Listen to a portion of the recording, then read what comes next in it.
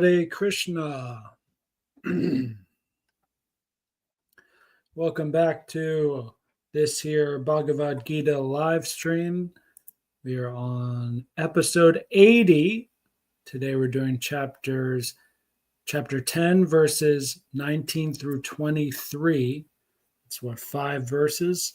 These are really short verses. It's hard to split it up into a perfect cluster, but I did the best I could. H.D. Goswami did one big cluster from 19 up to 25. I don't think I could have made it quite that far.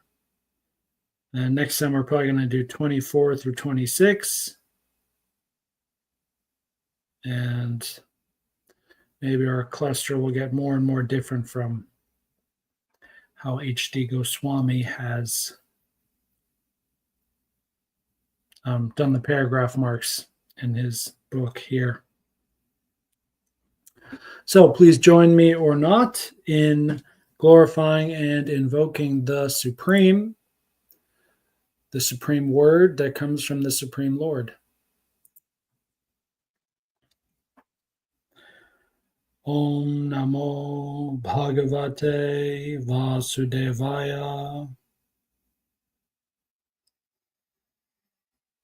Om Namo Bhagavate Vasudevaya.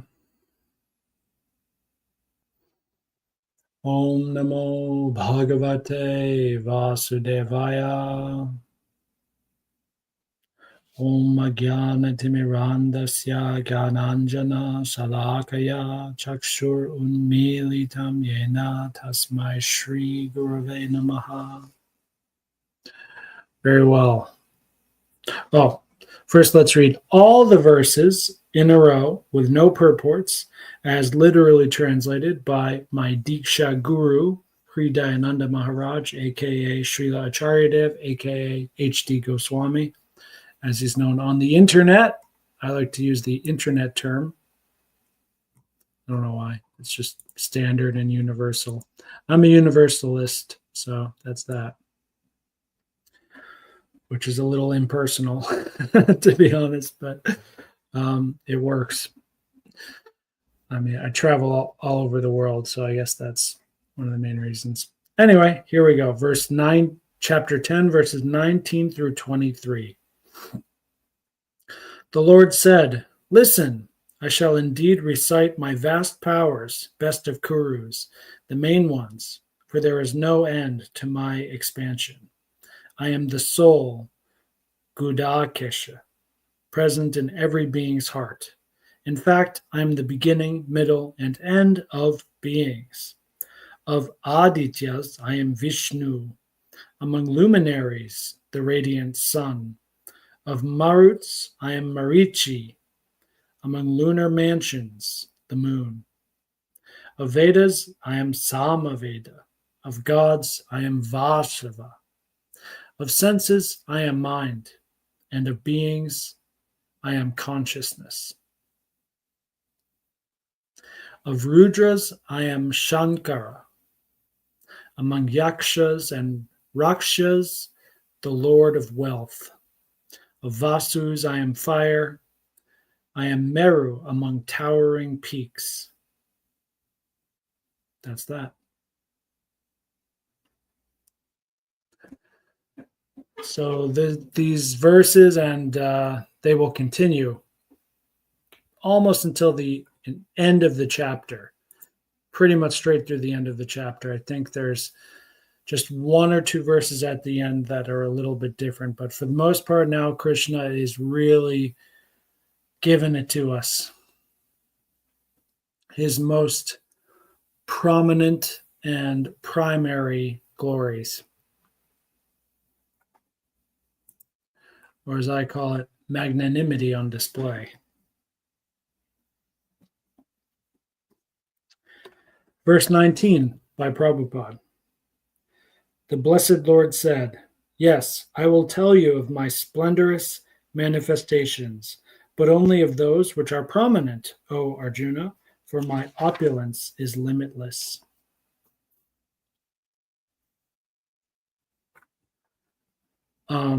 I think the end of the purport is really the most significant. Prabhupada says, now Krishna is describing what can be directly perceived by the common man. Thus, part of his variegated energy is described in this way. Last time we talked about the common man and how Arjuna was asking these questions on behalf of common men, especially common people today. And now Krishna is answering those questions so that one may know the answer and one may be able to actually perceive these primary parts of the Supreme Lord. Also, very important to note, earlier in the beginning of this paragraph, Prabhupada says, the impersonalist or the pantheist cannot understand the exceptional opulences of the Supreme Lord, nor the manifestations of his divine energy. And then the first paragraph, which is even longer, I read it before, but yeah, I don't have much to say about it now.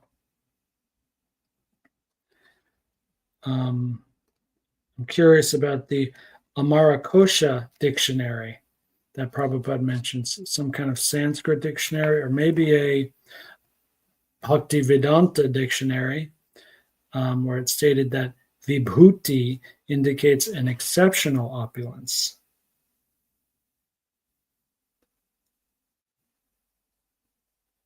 And then the word for word translation, Atma Vibhutaya, is the words in the verse. Prabhupada translates as personal opulences. And then the word after that, pradhanyata, means principle, principally. So principally about his personal opulences.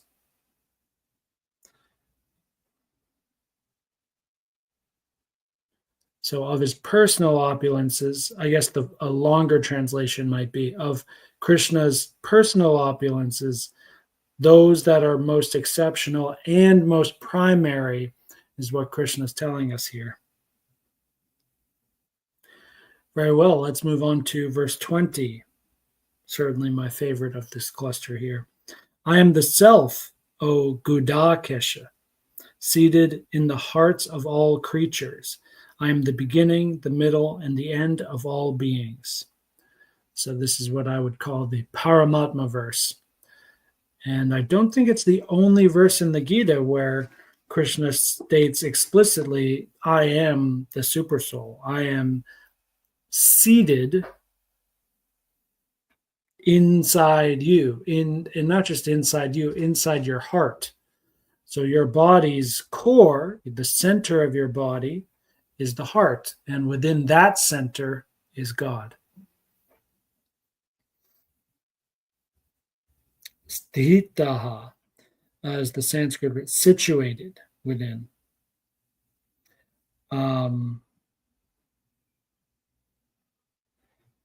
Asaya sthitaha, situated within.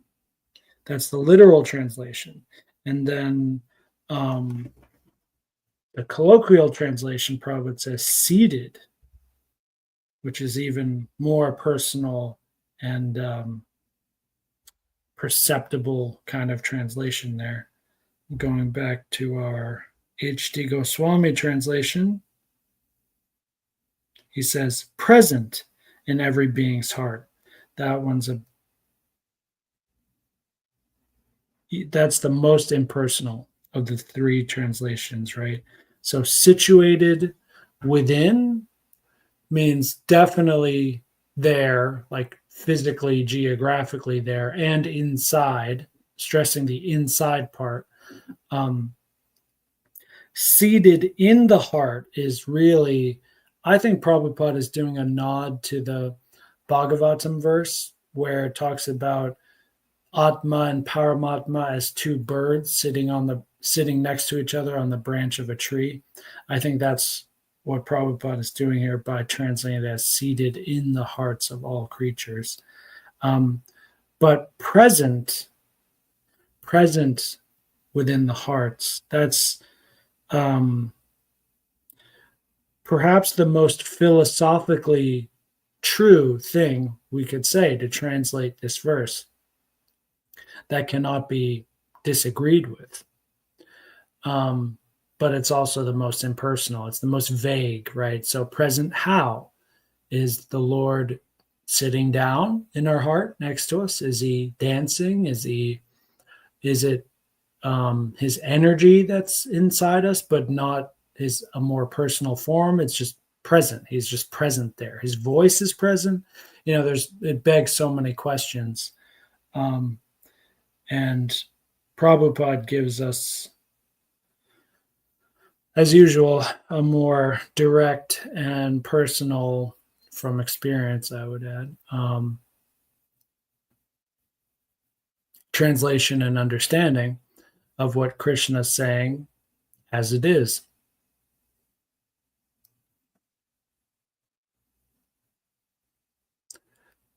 Now, and then my note here is that because Krishna is inside our hearts, then it's actually not at all outlandish for him to claim or for us to see that he is also the beginning, middle, and end of us as well. Otherwise, how else could he be in our hearts? How could he be, if he was just the middle but not the beginning and the end? That means at some point we'd probably notice the God of the universe jumping inside our hearts, right? So just the fact that most people are not aware that the Lord of the universe is sitting inside their own hearts can probably only be possible if that was true before, during, and after the entire lifespan of the human being.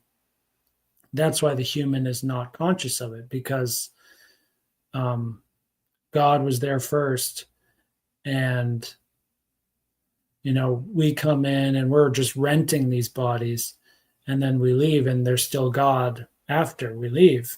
So maybe not in the dead body, but God is still there and still remembering, whereas we forget as we transmigrate through other bodies.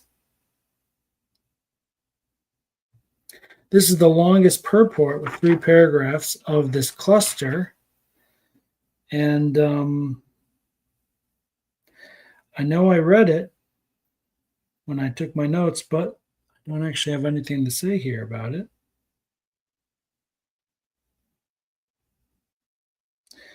Prabhupada definitely goes into detail about different forms of Krishna, Mahavishnu especially.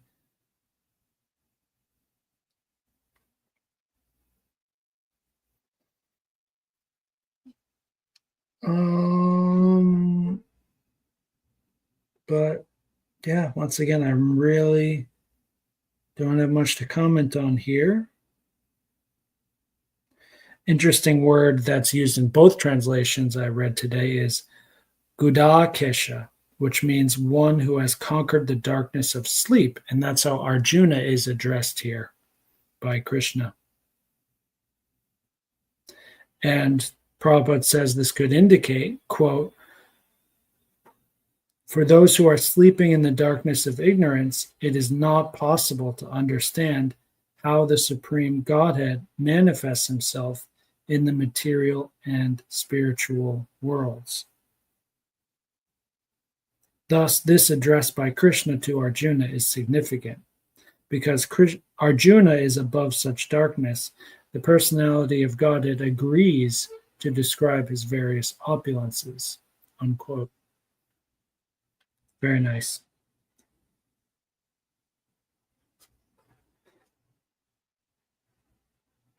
The Mahavishnu part, I can see that. So I think Prabhupada is telling us that so we know not just that Krishna as the super soul is the beginning, middle, and end of us, but also the entire material manifestation. The Supreme Lord Krishna is beginning, middle, and end of.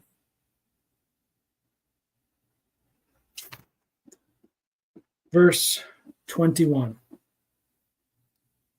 Of the Adityas, I am Vishnu. Of lights, I am the radiant sun. I am Marichi of the Maruts. And among the stars, I am the moon.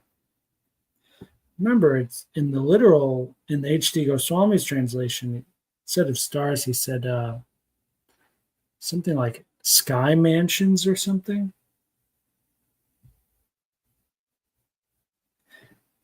Yeah, the Sanskrit word is nakshatranam.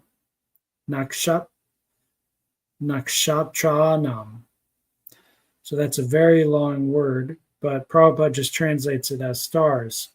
So this is one of those times where it's really nice having two translations. We can see that this particular word for star, there's probably more than one in Sanskrit, because there is in English too, and a lot of other languages. Lunar mansions.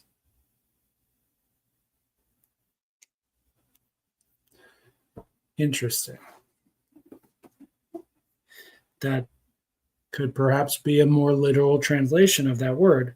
But what is the colloquial translation? Well, I think it's obvious to see that it means either stars or perhaps in modern scientific English that a lot of people are used to, we could say celestial objects, something like that.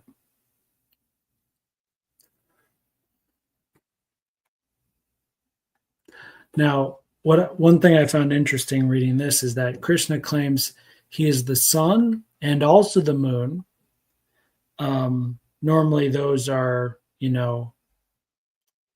juxtaposed with each other, contrasted with each other.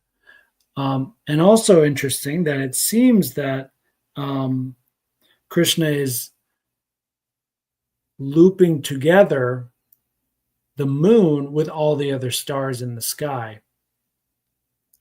And from our scientific knowledge, that may seem strange because the moon is a moon, the sun is a star, and Earth is a planet. And these are three different categories of planets, of celestial spheres, basically. But Krishna, like anyone else alive in the ancient world, did not care about that at all, and did not, and was instead using the practical understanding of the heavens, right? Where the sun is like the Father God, the light giver.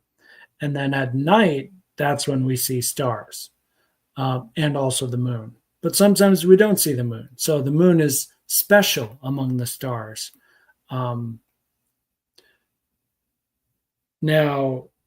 Prabhupada's final sentence here is that the moon is the most prominent at night, and thus the moon represents Krishna.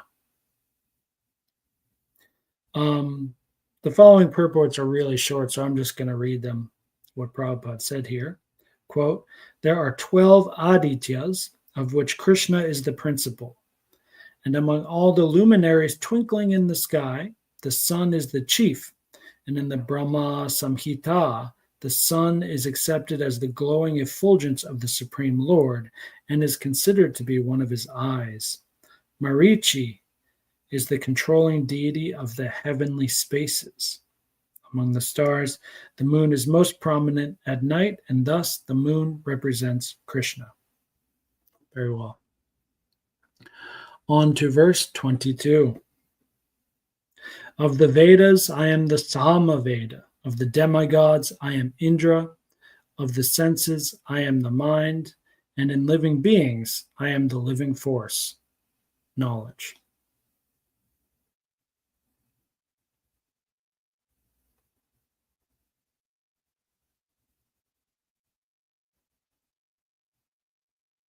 Interesting. So in the Yeah, I'm going to read the Sanskrit for this verse as well because it just sounds really cool and it rhymes nicely, I think. But Devanam asmi Vasavaha, heavenly king. So it doesn't actually say Indra in the verse. It says heavenly king. That's the title of Indra, who is a demigod. But then in the next line it says Indriyanam manas chasmi. So in that next line, Indriyanam means the senses, of all the senses.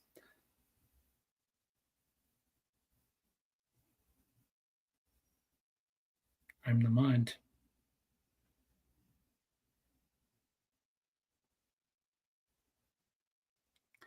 This is, oh no, never mind. Can't be that rare. It happens in the next verse too. But in verse 22, the colloquial translation, the final word knowledge is in brackets. So, and in living beings, I'm the living force. I can see better why Prabhupada did that, because living beings and living force, they both share the word living.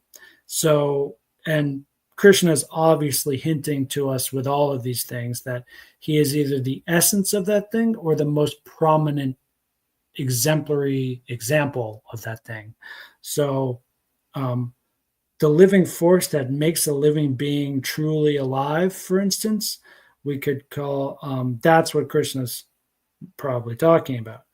And Prabhupada says in English, what kind of living force is it talking about? Knowledge. Now, the Sanskrit word is chetana. So this is not a more material living force like prana, which could also be translated as living force in English. My guess is that Chetana has perhaps the same root as Chit in Sat Chit Ananda, which can mean intelligence or knowledge or consciousness. And I believe H.D. Goswami translates it as consciousness. Of beings, I am consciousness. Ooh, that's a really good translation.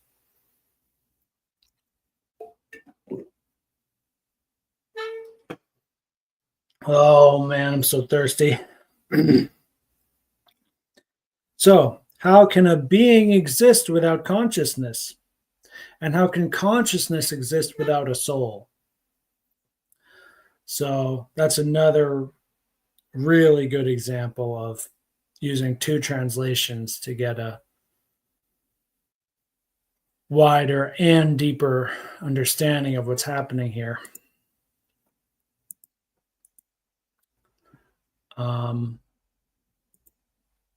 Yeah, and H.D. Goswami could be referring to that thing Prabhupada said more than once, that consciousness is the symptom of the soul, which is a very powerful statement because where do I even begin?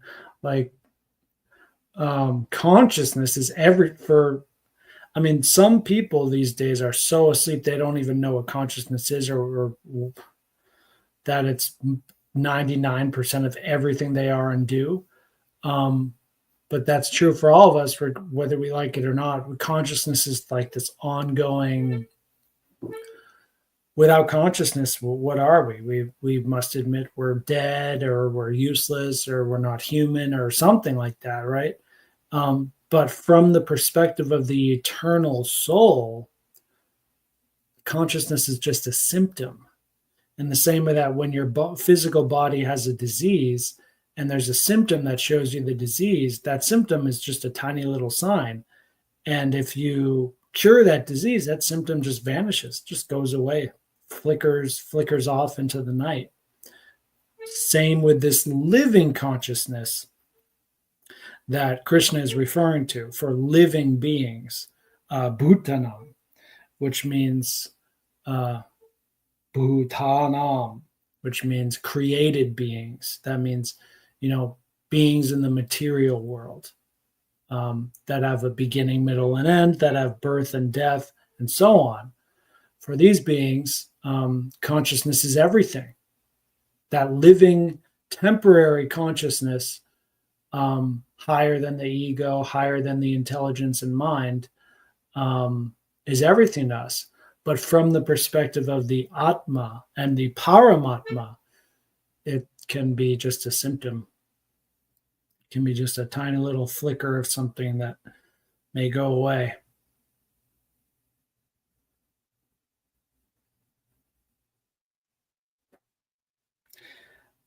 Now I'll read the purport by Srila Prabhupada. The difference between matter and spirit is that matter has no consciousness like the living entity. Therefore, this consciousness is supreme and eternal. Consciousness cannot be produced by a combination of matter.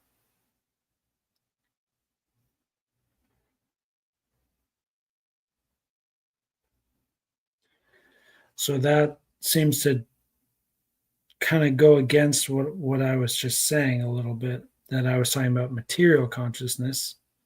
He says this consciousness is supreme and eternal.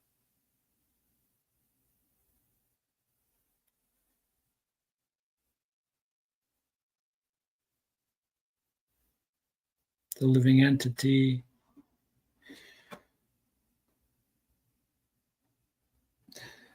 Well, regardless of any of that, I still, when I was doing my notes, and now again while I'm reading it here, I don't understand exactly what the purport is here indicating. But it does seem to be that final line of the verse. Bhutanam asmi chetana. Oh, I never read the verse in Sanskrit, so I'll do that now. Vedanam sama vedoshmi devanam asmi vasavaha indriyanam manas chasmi bhutanam asmi chetana. So many different beautiful ways that can sound and how you can read that. Reading the purport from the end, consciousness cannot be produced by a combination of matter. Okay, okay, I'm starting to see it now, I think. So, yeah, and material consciousness, I don't even know what that means, but that's definitely the wrong word that I'm using. This consciousness cannot be produced, cannot be just produced, but so it definitely comes from the spirit and from the living entity. But at the same time, each bhutanam, each living being, created living being in this material world, has a certain kind of consciousness that will die, that will, from where it comes, will not die. The spirit does not die. But the particular flavor of consciousness that we have, rasa, if you will, that, is all, corresponds to the body we have, the time and place, and so on. When our body dies, that particular consciousness dies as well. Maybe not entirely, the desires live on in the subtle body, and so on. And the living entity, the soul, the spirit soul, is still an individual soul, certainly. But obvious example, right now in my incarnation, I'm a English-speaking human. What if in my next incarnation, I'm a dog barking? I will probably forget English. Maybe not, but I think that seems an obvious and fair thing to say. Very well. Moving on to our final verse of the day, verse 23. Of all the Rudras, I am Lord Shiva. Of the Yakshas and Rakshasas, I am the Lord of Wealth, Kuvera, in brackets. Of the Vasus, I am fire. Agni in brackets, and of the mountains I am Meru. Okay, one thing, maybe I got it wrong. No, I didn't put anything in my notes here. It just says read the whole purport. Oh, but yeah, I did write it wrong in my notes. So, but it doesn't mean I'm less confused now. Now I'm more confused because in the Sanskrit, third line, Vasunam Pavakas Chasmi.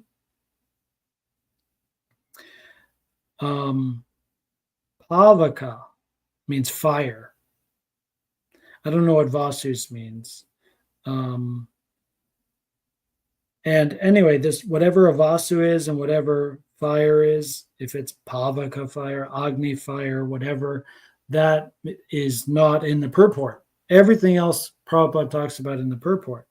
But it's interesting that Prabhupada says Agni in the purport, but in the Sanskrit in the verse it says Pavakash.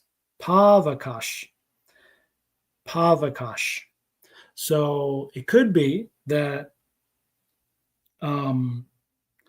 Pavakash is a nickname for Agni Dev, and that Krishna is using that word because it fits in better with this verse, with the number of syllables it is, for instance. I can't say. I don't know, because I don't know what a Vasu is exactly. We're no longer, I think, talking about demigods, and I also don't know what a Rudra is either, because in the previous verse, Krishna clearly stated, "Of the demigods, I am Indra." So maybe that means the chief demigods, and then Rudras are like minor demigods. Maybe, I don't know, or demigods that are in charge of a certain part of the universe, and then Vasus might be like elemental demigods, where if fire is the chief one, it would also probably include Vayu, air, water, earth, and so on. Anyway, let's read the purport, and that should be it for today. 35 minutes. 33 minutes. Very happy with that. Happy Ekadasi, everyone. The more I talk, the more hungry I'm going to get. All right. Verse 20, purport for verse 23. Quote, there are 11 Rudras, of whom Shankara, Lord Shiva, is predominant. He is the incarnation of the Supreme Lord in charge of the modes of ignorance in the universe. Among the demigods, Kuvera is the chief treasurer, and he is a representation of the Supreme Lord. Meru is a mountain famed for its rich natural resources. All right. That's it. I hope to see you next week. I have a lot more free time now. I passed my Bible class, done with judo, and it's summertime is starting here, which means it's too hot to go outside and do anything. So maybe I'll even start doing 2 streams per weekend. That might be neat. Anyway, Hare Krishna, Jai Srila Prabhupada, Jai Shri Krishna, Jai Shri Vaishnavas and Vaishnavis everywhere. Goodbye.